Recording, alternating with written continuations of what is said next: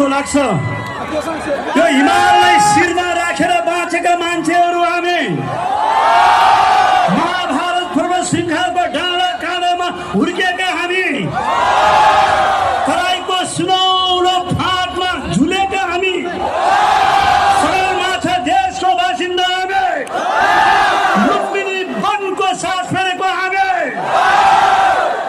यो सुन्दर देशमा जन्मिन पाएका छौँ धन्य आमा यहाँ जन्म दियो र हामीले पुण्य कमायो संसारभरिका मान्छेहरू हाम्रो यो सुन्दर देश हेर्न आउँछन् त्यही भएर तपाईँ हामी पनि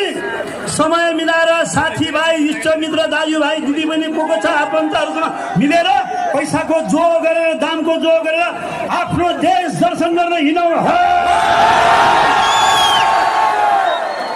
अरूले हेर्छन् मनोरञ्जन लिँदैन हामी त टल्ल लाटा जसरी बजिरहेको